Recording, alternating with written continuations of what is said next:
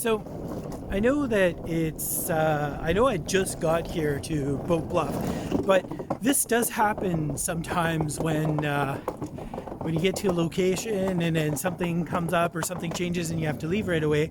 But looks like that what I'm going to be doing is headed into head office for some training.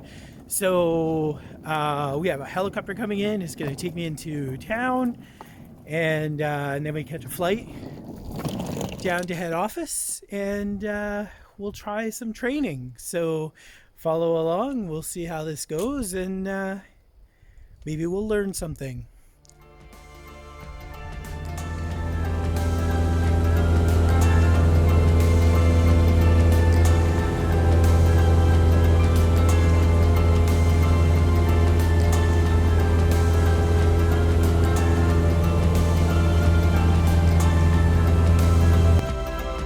We are here in Victoria for our Lighthouse Keeper training, and we're here at 21 Huron Street, the Coast Guard base. And you can see behind me the base had all laid out. There's a helicopter pad and everything down there that we would leave to go to different stations where our groceries and our mail come is in one of the big buildings down there.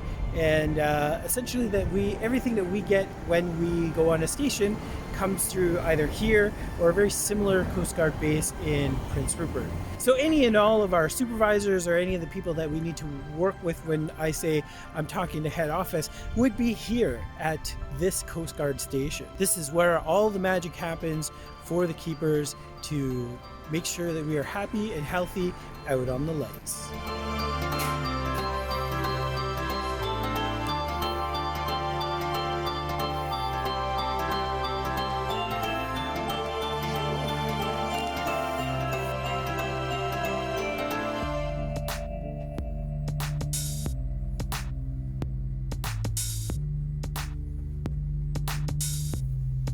So I was able to finish the first day of training, and it was pretty interesting stuff. We went over whales. So if we're doing whale sightings and whatnot, we actually know what we're supposed to be reporting by way of whales, which is kind of interesting. I mean, it makes sense. You're on the water, and many of the stations see whales quite regularly, so it makes sense to teach you a little bit about whales and how to report them properly, which is kind of cool. We also went over a whole lot of the spill responses and whatnot, how to deal with because we deal with fuel and other oils and chemicals and whatnot. So yeah, kind of an interesting day. Day one for me. It was day three for others because we were a little bit late in getting here because of the weather, but all was good. All was good. So day 2, day 3, and day 4 of our training are on weather. And I've said several times how important weather is to what we do, and it is important enough that they've dedicated 3 days to going over weather.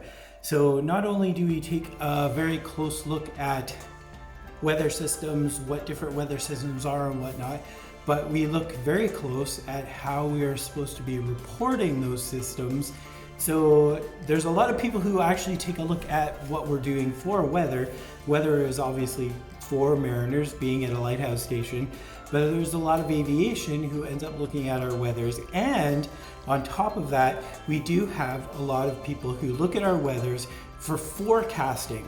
So there's quite a few groups who rely on us to report appropriate and correct weathers so that they can look at certain weather conditions and they can look at the future of weather and report weather appropriately.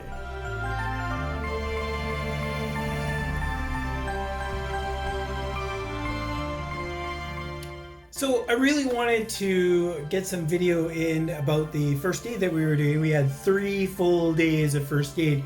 We took first aid level 2 for 2 days, and then transportation, and I'm telling you, it was grueling. It was a full 8 hours on your knees, physically doing stuff. It was a lot of work, and my knees are very unhappy now. But the only thing that I got video wise is this little quick pic of me with Bob.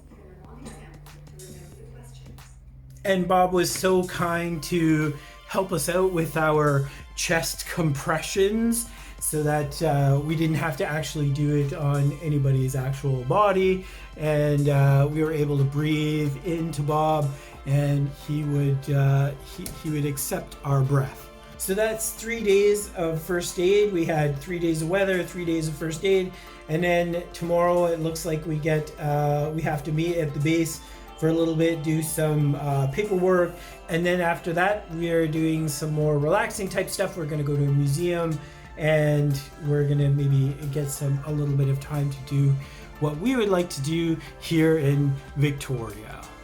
So during our stay in Victoria, we got lucky enough to go to the Victoria Maritime Museum, where they actually have a display on lighthouses. We got super lucky. They set up this display just before the new year, and they'll have it here until May, I believe. But they have all kinds of really great stuff and history about the BC Coast lighthouses. So we'll take a quick walk through the museum and see what they have.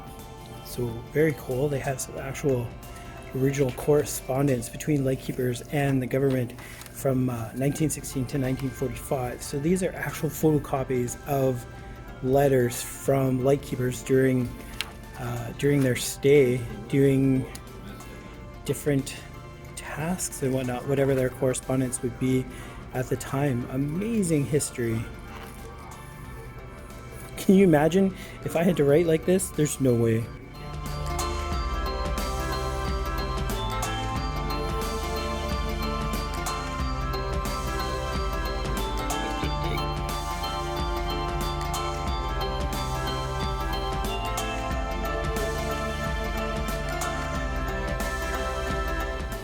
This is an actual Lighthouse Keeper log from Cape Beale.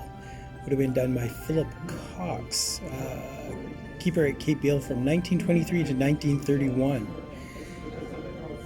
Again, you can see how important it is to have very neat writing. In 1967, there was a huge storm, and Pine Island was hit by this storm and these huge waves that ended up destroying the foghorn building and the engine room. Two 2,000-gallon fuel tanks were washed away in the waves, and the storm did so much damage to the island.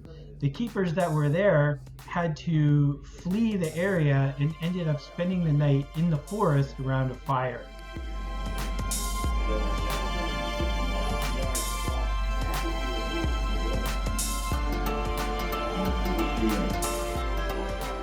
So we just finished the last 2 days of our training, and I have to say this was kind of the most interesting of the days that we've done.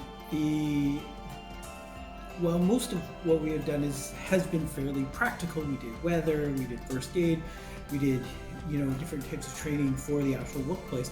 But the last 2 days we did mental health in the workplace, and there was a lot of things that I never thought would even come up. I've never considered mental health in the workplace, and I found this to be quite fascinating. And I found that a lot of other keepers who have had many different scenarios in their time on the lights everybody seemed to find this training quite beneficial for them. So I'm really glad we had the opportunity to try this, to do this, something that's a little bit different for training for the lighthouse keepers, and I hope that they continue with this program in training as we move forward with other other keepers on the lights.